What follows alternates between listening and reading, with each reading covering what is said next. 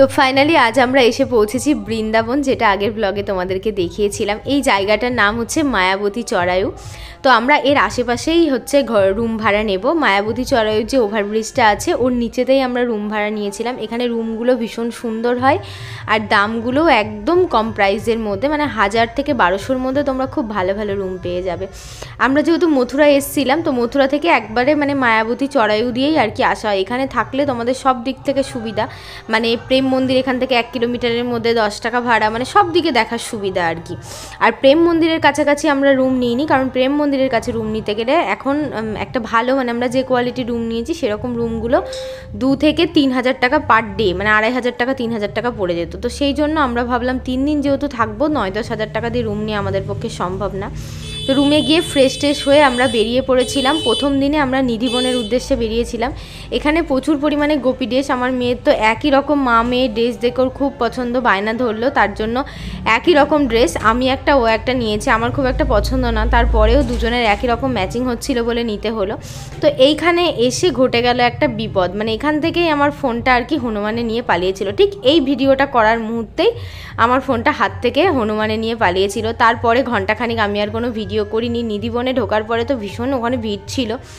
তো ঢোকার পরে এখানে দেখো পুরো একদম রেলিং সিস্টেম করা আছে, যেহেতু গাছের কোনো ক্ষয়ক্ষতি না হয়। এগুলো সব কিন্তু বৃন্দাবন তুলসী গাছ। এখনও প্রচলিত কথা আছে যে শ্রীকৃষ্ণ নাকি এখনও, মানে সন্ধ্যাবেলা হয়ে গেলে এই নিধিবনটাকে বন্ধ করে দেয়, কারণ কৃষ্ণ নাকি এখনও রাত্রিবেলায় এখানে বাঁশি বাজায়, এরকম একটা মানে মানুষের ধারণা আর কি।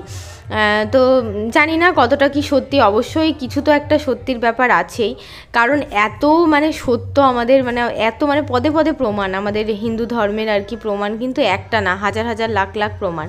এর মধ্যেও দেখতে পাচ্ছ কত বানর আছে। সব থেকে ইন্টারেস্টিং ব্যাপারটা তোমাদেরকে বলি, এখানকার বানর চোরগুলো আবার এতটা মানে ব্যবসায়ী, মানে ওরা কিন্তু ফোন নিয়ে পালিয়ে যাবে না, একদম দোতলার সমান হাইয়েস্ট উঁচুতে পাঁচিলে কিংবা গাছের ডালে উঠে বসে থাকবে। তারপরে ওখানে 2-3টে পুলিশ ছিল, তারা আমাদেরকে অনেকটা হেল্প করেছিল, নাহলে হয়তো ফোনটা পেতাম না। বললো ফুটি কিনে দাও, তো ফুটি কিনে দিলাম। ফুটি ওনার পছন্দ না, ফুটি নেবে না। তারপরে বললো ঠিক আছে তাহলে ছোলা ভাজা নিয়ে আসো। ছোলা ভাজাটা নিল, গন্ধটা শুকলো, তারপরে ফোনটা দিচ্ছে না। পুলিশটা বললো কি রে, ছোলা ভাজাটা নিলি, তাহলে এবার ফোনটা এবার দে। তখন টুক করে নিচে ফেলে দিল। তো যাই হোক, সেই যে নিচে ফেলেছে, আমার যে কী ভয় হয়ে গেছিলো। তারপর থেকে তো আমি আর মা এমনিতে আমাকে বারণ করে দিয়েছিল বৃন্দাবনে একদম ফোন বার করবি না, এখানে বানরের ভীষণ অত্যাচার। তো ফোনটা পেয়েছি, এইটাই হচ্ছে বড় একটা ভাগ্যের বিষয়।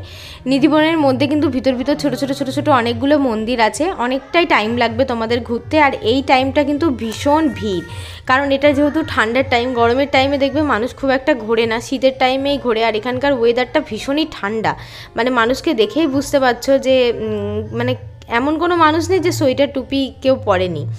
তো নিধিবনের পাশে এখানে ছিল আরেকটা মন্দির, মন্দিরটার নাম যাই হোক কী ছিল আমি এই মুহূর্তে মনে করতে পারছি না, ভুলে গেছিলাম। এই মন্দিরের সামনাসামনি একটা দোকান থেকে আমরা গোপী ড্রেস দুটো কিনেছিলাম। তো এই মন্দিরটা তখন বন্ধ ছিল, 4টের সময় খোলার পরে আমরা নিধিবন দেখে এসে দর্শন করলাম। তো দর্শন করে আমরা সোজা চলে এসি বাঁকে বিহারী মন্দিরে।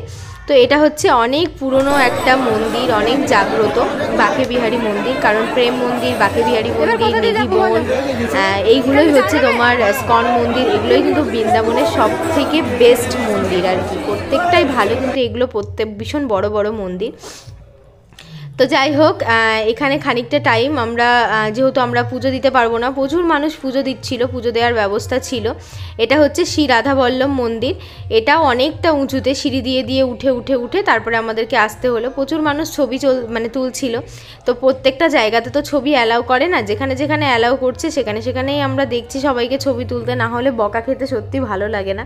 তো এইখানে কিন্তু ছবি তুললে বকছিল, তবুও আমি যখন তুলেছিলাম তখন অতটা মানে আর কি দেখতে পাইনি। তারপরে দেখলাম অনেককে বকছে, আবার অনেককে তুলছে, কিছু বলছেও না। এত মানুষের মধ্যে কত গাইড করবে বলো। তো যাই হোক, ওইদিকে বাঁকে বিহারী, তারপরে নিধিবন, তারপর আরেকটা মন্দির বল্লভ মন্দির না কি বললাম, ওইটা দেখার পরে আমরা চলে এসেছিলাম প্রেম মন্দিরের কাছে। আর প্রেম মন্দিরের অবস্থাটা একবার দেখো, এখানে ঢোকার মতো কোনো পরিস্থিতি ছিল না। তো আমরা দেখলাম আমাদের হাতে যেহেতু অনেকটা সময় আছে, আর আমরা ভেবেছিলাম স্কন মন্দির, প্রেম মন্দির আমরা একটা দিনের জন্য রেখে দেবো, একদম শান্তি সৃষ্টি সকাল থেকে সন্ধে পর্যন্ত এই মন্দিরটাতে কাটাবো। তো সেই জন্য অত ভিড়ভাট্টার মধ্যে আমরা আর ঢুকিনি, বাইরের থেকে খাওয়া দাওয়া করে আমরা রুমের মধ্যে কিন্তু চলে গেছিলাম। তো রুমের মধ্যে গিয়ে যে গোপী ড্রেস দুটো কিনেছিলাম, মানে সেম তিধারও এই গোপী ড্রেস, আমারও এই গোপী ড্রেস। তো আমার কিন্তু ড্রেসটা খুব একটা বেশি পছন্দ ছিল না। ড্রেসটা যাই হোক খারাপ না, ঘেরটা মোটামুটি ছিল, খুব যে বেশি ভীষণ ঘের ছিল তা না, আবার খুব যে কম ঘের ছিল সেটাও না, মানে মোটামুটি এক রকমের ছিল। যেহেতু মা মেয়ের একই রকম, তাই আমার মেয়ের ভীষণ ইচ্ছা ছিল যে আমি আর মা একই রকম ড্রেস পরবো। একটা আলাদা রকমের পছন্দ ছিল, সেটা কিন্তু তিধার আর আমার দুজনার হতো না, মানে দুজনার একই রকম হতো না। তো ওই জন্য আমার বর বললো ঠিক আছে, এইটা যেখানে মেয়ে এত করে বলছে তুমি এইরকম সেম ডিজাইনের মধ্যে একটা নিয়ে নাও, পরে তখন একটা ভালোগুলো, মানে আমার ইচ্ছা আছে পিওর কটনের মধ্যে, যেগুলো হয় না একদম সিম্পলের মধ্যে কিন্তু প্রচণ্ড ঘের থাকে, মানে ঘাগরাটাই এত ঘের থাকে না, ওইগুলো আমার একটা নেওয়ার ভীষণ ইচ্ছা। আর এর ওড়নাটাও যথেষ্ট বড়সড় আছে। তো এটা নিয়েছি ঠিকই, ভেবেছিলাম পরবো, কিন্তু এখানে আমি কোথাও সেলাই মেশিনের দোকান পেলাম না, ওই জন্য মারাও হলো না। আর এটা আমি পরতেও পারবো না, কিন্তু আমার মেয়েকে আমি অবশ্যই পরাবো, কারণ ও বাচ্চা মানুষ, ওর একটা স্মৃতি হয়ে থাকবে। দুজন মিলে পরলে ভালো হতো, কিন্তু এখানে যা ঠান্ডা, গোপী ড্রেস পরে ভিডিও করার মতো কোনো পজিশন নেই। তো এই হচ্ছে ড্রেস। গুড মর্নিং, এখন ঘুরতে বাজে সকাল 8টা, আর আজকে হচ্ছে বৃন্দাবনে আমাদের দ্বিতীয় দিন, আর হোটেল থেকে আর কি ব্লগটা শেয়ার করছি। তো আজকে হচ্ছে আমরা গিরি গোবর্ধন দর্শন করব, আর যদি হয় তাহলে একবারে একটা টোটো করব, ওদিক দিয়ে শ্রীকৃষ্ণের জন্মভূমি, তারপরে হচ্ছে যমুনা নদী, মানে মথুরার যে সাইট সিনগুলো আছে আর কি, সেগুলো সবই দেখে নেওয়ার চেষ্টা করব। কালকের দিনটা পুরোটা বৃন্দাবনে থাকবো, আর পরশু দিন হচ্ছে আমাদের ট্রেন। তো দেখা যাক কি কদ্দূর হচ্ছে। এখানে আসার পরে সেরকমভাবে ভিডিও করা হয় না, কারণ ওই যে হনুমানের অত্যাচার, তো মানে ফোন বার করলে হনুমানের বাদরের হাত থেকে কি হয়েছে আমি তোমাদের বলে শোনাই। এখন মানে হচ্ছে ভিডিও করছে মা, মা বলছে হনুমানেরা নেবে না, মা হচ্ছে থার্ড লাইনে দাঁড়িয়েছে, মানে অনেক দূর, মানে ভিড় ভাড়াক্কা। এবার কেউ ফোন নেয়নি, ওখানে একটা ভিডিও করে এরকম করে রাখছে, আর হনুমানটা টপ করে দিয়ে পালিয়েছে, ঠিক আছে। দিয়ে হনুমানটাকে ফুটি দিল না, ওইটা দেখাচ্ছে, ঠিক আছে, ছোটদাকে দেখাচ্ছে, দিয়ে ছোটদা নিয়ে আসলো, দিয়ে এক পকেট দিল, বলছে ছোটদা নিলে, এবার দিয়ে ফোনটা দিয়ে টপ করে ফেলে দিয়ে পালিয়ে গেছে। চলো আমরা যে অ্যাপার্টমেন্টটা নিয়েছি মানে বৃন্দাবনে এসে, সেটা হচ্ছে অ্যাপার্টমেন্ট বললে ভুল হবে, আমরা যে রুমটা নিয়েছি এগুলো এক একটা অ্যাপার্টমেন্ট, হ্যাঁ, মানে বিশাল বড় একটা জায়গায়, কত বিঘা জায়গা, পিছনে আমাদের ইয়েটা দেখা যাচ্ছে না কুয়াশার জন্য, মানে মোটামুটি তাও মনে হয় এখানে কিছু না হলে ক বিঘা জমি হবে, তাও কিছু না হলে মানে 50 বিঘার থেকেও বেশি, মানে এমন যেমন হয় না যে বড় বড় ফ্ল্যাট হয় বিশাল বড় বড় জায়গাতে, ওই রকম টাইপের। তো একটা মেন গেট আছে, আর এখান থেকে হচ্ছে প্রেম মন্দিরের দূরত্ব 1.5 কিলোমিটার। আমরা একটা মানে অকেশনের সময় এসেছি, কারণ আমরা প্রথমে ভেবেছিলাম প্রেম মন্দিরের কাছে রুম নেব।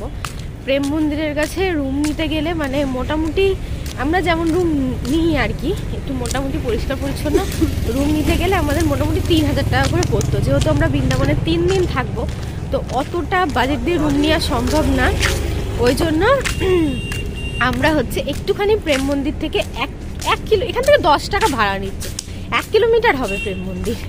আর ফ্ল্যাটটাও মানে রুমটাও ভীষণ ভালো, পরিষ্কার পরিচ্ছন্ন, যাদের গাড়ি আছে তাদেরও পার্কিং করার সুবিধা, দামটাও একদম নর্মাল প্রাইসের মধ্যে, মানে নর্মাল প্রাইসের মধ্যে এত সুন্দর রুম পাওয়া যায় না। তো এখন ঘুরতে বাজে সকাল 8টা, আর প্রচন্ড পরিমাণে কুয়াশা, দেখো ভীষণ কুয়াশা। কুয়াশার একটা মজার ব্যাপার আছে, এখান থেকে ওখানে দেখা যাবে, এখান থেকে ধর দূরে চলে আসতে তুমি সেটা দেখা যাবে না, কিছু দেখা যাবে। তো যাই হোক, যাই এখন গন্তব্যে। বৃন্দাবন থেকে মথুরা চলে এসেছি, আর টোটোতে ভাড়া তো প্রচুর বলছিল, 20 টাকা করে নিল আমাদের। এখন আমরা চলে এসেছি শ্রীকৃষ্ণের জন্মভূমিতে, কুয়াশার জন্য দেখা যাচ্ছে না, চলো ভিতরে যাই, তারপরে সব দেখাবো তোমাদেরকে। এই হচ্ছে সেই জায়গা যেখানে ভগবান শ্রীকৃষ্ণের জন্ম হয়েছিল, কিন্তু এখানে কোনো ক্যামেরা অ্যালাউ নেই। তো ভিতর থেকে আমি দেখে আসি, আর তোমরা না দেখেই থাকো, যখন আসবে তখন দেখবে। শ্রীকৃষ্ণের জন্মভূমি আমাদের দেখা হয়ে গেল, এখন আমরা মানে এখানেই আছি আর কি। এখান থেকে একটা রিক্সা ভাড়া করলাম, দরকার হ্যাঁ, ওই মন্দিরে যাব, ওখানে বিশ্রাম ঘাট, তারপরে হচ্ছে ওখানেই হচ্ছে কংসের যে কেল্লাটা আছে, দুর্গটা আছে, ওটা ওখানে সব পাশে। তো একবারে মন্দিরে যাব, মন্দির দর্শন করে, নাহলে মন্দিরটা বন্ধ হয়ে যাবে, আগে মন্দির দর্শন করব।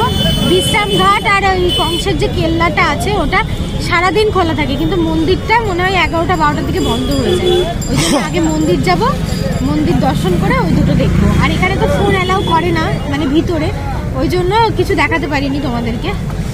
তো শ্রীকৃষ্ণের জন্মভূমি দেখে এখন দ্বারকাধীশ মন্দির দেখতে আমরা যাচ্ছি একটা রিক্সা ভাড়া করে। তো যাই হোক, আমাদের ভাগ্যটা ভীষণই ভালো ছিল, 11টায় মন্দির বন্ধ আর আমরা ঠিক 15 মিনিট আগে পৌঁছে গেছি। আর খুব সুন্দরভাবে ঘুরে ঘুরে মন্দিরটা আমরা দেখতেও পেরেছি। 15-20 মিনিটে বেশ ভালোভাবেই আমরা ঘুরে ফিরে মন্দিরটা দেখতে পেরেছি। আর একটু লেট হয়ে গেলে হয়তো আমরা দেখতে পেতাম না। কিন্তু কি বলো তো, এইসব জিনিসগুলো না, মানে এগুলো কি বলবো, যে মনটা খারাপ হয়ে যেত যদি ভগবানের এত কাছে এসেও ভগবানের দর্শনটা না করতে পারতাম। তো ওই জন্য আমরা একটা সুন্দর করে টাইম টেবিল, মানে প্রত্যেকটা অনলাইনে দেখেছিলাম কোন মন্দির কখন বন্ধ হয়, কোন মন্দির কখন খোলা থাকে, সেই হিসাব করে আমরা আমাদের ভ্রমণ গাইডটা, মানে আমরা কোন দিন কোন দিকে যাব, কোন দিন কোন দিকটা ঘুরবো, সকালে কোন দিকটা, বিকালে কোন দিকটা, যে টাইমে মন্দির খোলা থাকতে না সেই টাইমটা আমরা কেনাকাটা করবো না, এরকমভাবে আমরা একটা সুন্দরভাবে সাজিয়ে গুছিয়ে নিয়েছিলাম। আর সত্যি কথা বলতে আজকে যেখানে যেখানে গিয়েছি, মানে ঠাকুরের অশেষ কৃপা বলতে পারো, যে প্রত্যেকটা ঠাকুরের দর্শন আমরা পেয়েছি। মানে কালকে বৃন্দাবন এসে থেকে শুধু একটা বাজে ঘটনা ঘটে গেছিলো, হনুমান মোবাইল নেওয়ার জন্য, কিন্তু বিশ্বাস করো তাতে আমার বিন্দুমাত্র দুঃখ নেই।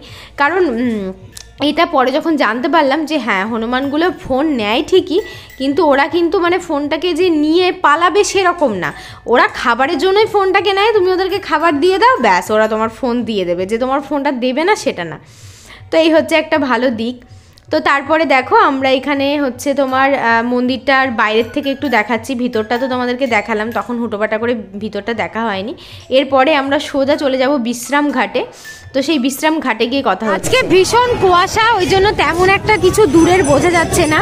এটা হচ্ছে বিশ্রাম ঘাট, মানে কংসকে বধ করার পরে শ্রীকৃষ্ণ আর বলরাম এই ঘাটে এসে বিশ্রাম নিয়েছিল আর কি।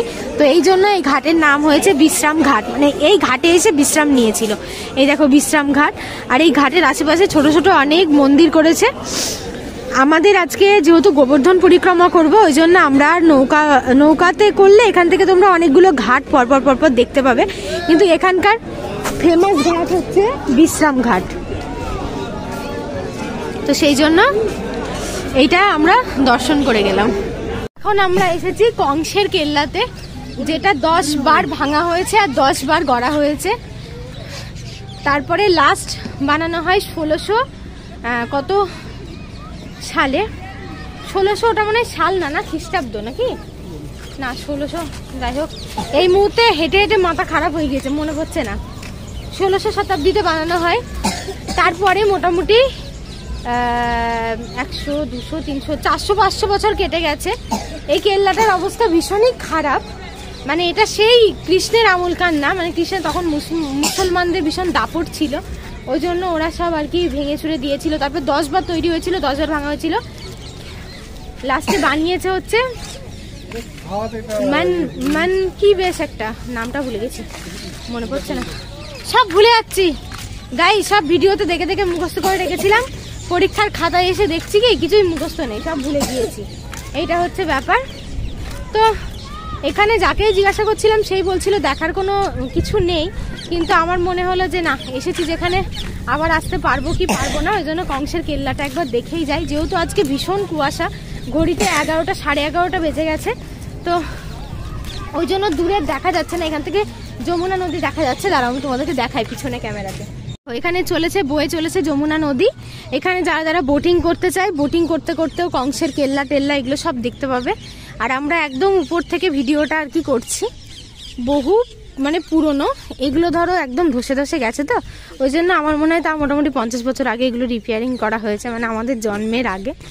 মানে মাঝে মাঝে এটা একটা কি বলতো দর্শনীয় স্থান, তো আর এটা নিয়ে অনেক ঝামেলা চলেছিল এই কেল্লাটা নিয়ে, সেই জন্য এই জায়গাটা কেউ দখল করতে পারেনি। তাছাড়া কিন্তু আদার্স যে সমস্ত জায়গা আছে, মানে এখানে তো কোনো জায়গা ফাঁকা নেই, যে যার যার মতো করে দখল করে নিয়েছে, পুরো জায়গা দখল করে নিয়েছে। ওখান থেকে মানে মথুরা সবকিছু দর্শন করে আমরা চলে এসেছি গোবর্ধন পর্বত পরিক্রমা করতে। গোবর্ধন পর্বত পরিক্রমার একটা হচ্ছে ছোটি পরিক্রমা মার্গ, 1 কিলোমিটার এর মধ্যে তুমি পরিক্রমা করতে পারবা। একটা হচ্ছে পুরো যে গোবর্ধন পর্বতটা, সেটা 21 কিলোমিটার। তো এখানে আসলে টোটো করে তোমরা পরিক্রমা করতে পারবা। যেটা বড় পরিক্রমা সেটা হচ্ছে 21 কিলোমিটার, মানে পুরো পর্বতটাকে ঘুরতে 21 কিলোমিটার লাগবে। তো সেটার জন্য তোমাদেরকে টোটো করতে হবে, কারণ 21 কিলোমিটার তো হেঁটে দেখা সম্ভব না। চারিপাশে গোবর্ধন, পাশে পর্বতের পর্বতের চারিদিকে আর কি দোকান রাস্তা সবই হয়ে গেছে। তো অল্প অল্প তোমাদেরকে দেখাবো, লাস্টে ভিতরটাও দেখবো।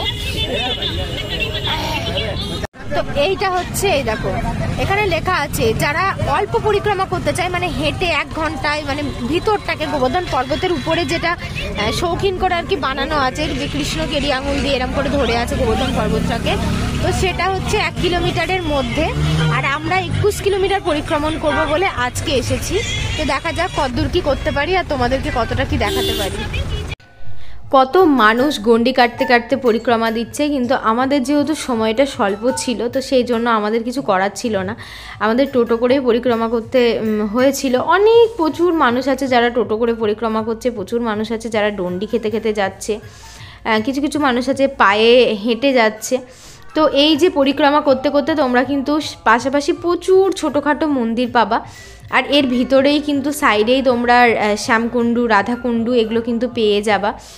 মানে অনেক দেখার জিনিস আছে, আর ভগবানের প্রত্যেকটা জায়গাতে মানে অপার যে মহিমাটা, সেটা মানে মুখে বলে প্রকাশ করার মতো না, মানে একটা আলাদা রকমের, এখানে আসলে তোমরা সেটাকে অনুভব করতে পারবা।